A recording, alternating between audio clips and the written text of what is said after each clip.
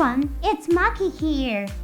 Today, I'm going to introduce a recommended comics work from the Gundam series. It's Mobile Suit Crossbone Gundam. Many of you might recognize it from its appearances in games and the like. However, it hasn't been released as an anime or other visual works. Moreover, there have been so many volumes of the comics published that it might be confusing for some to decide where to start. In this piece, I will talk briefly about Crossbone Gundam. Crossbone Gundam is a sequel to Gundam Formula 91. Formula 91 was produced as a movie. Originally, it was planned to be a TV anime. Only about a quarter of its intended content was released as the movie known as Formula 91.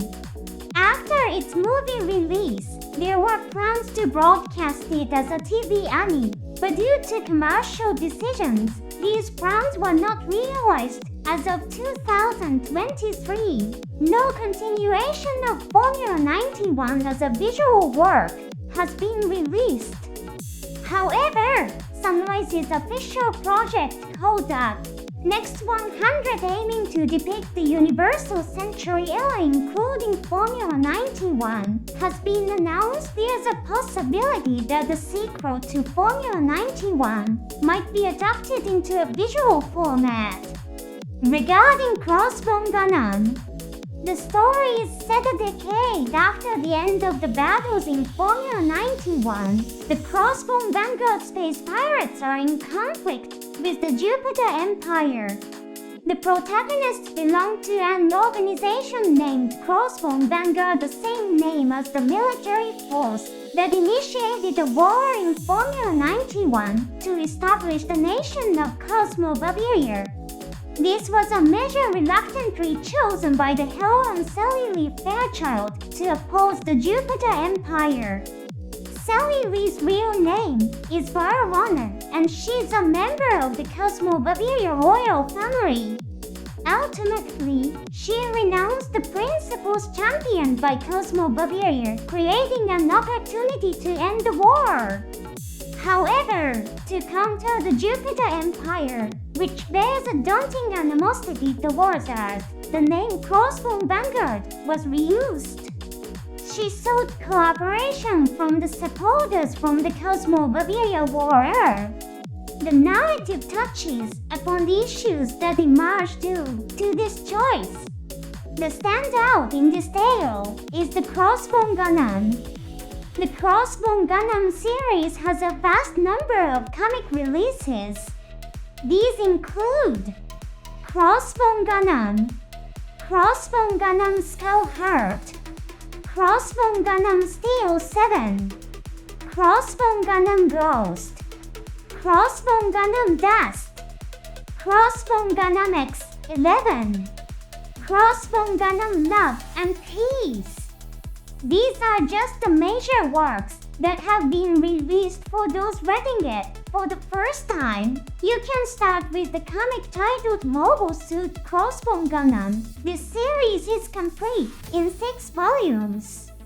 Due to translation and other factors, the number of volumes may vary depending on the region of sale, so please be cautious. While the subsequent works are also very engaging, it can be daunting if someone tells you to read everything from the start. For now, give Mobile Suit Crossbone Gundam a read, and if you feel like continuing, then proceed with the subsequent works. The narrative itself comes to a very satisfying conclusion.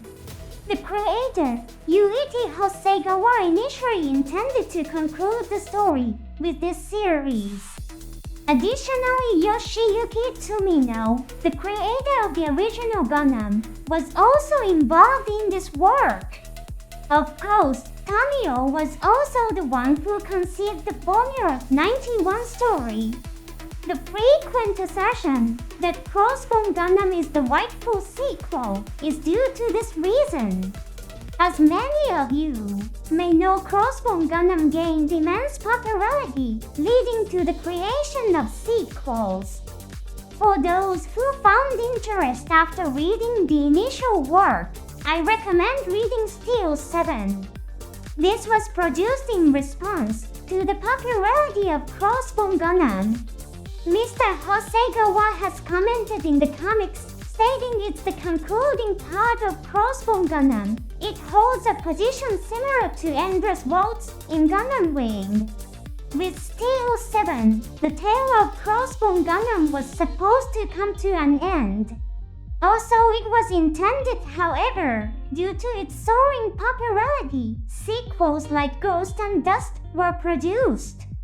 Mr. Hosegawa seemed to have not anticipated this turn of events, as he has made comments expressing his struggles at various points. Originally, Formula 91 was produced with a goal set by the then president of Sunrise Inc., Mr. A.G. Yamahura, aiming to create a work that would serve as the main content for the next 10 years. In that respect, things might have unfolded as expected. It's astonishing to think that it has been cherished as a work not just for 10 years, but close to 30 years. This outcome truly showcases the prowess of Mr. Tomino, who initiated the story. The Crossbone Gundam, being the protagonist, is also very popular as a mobile suit. Numerous model kits and figures have been sold.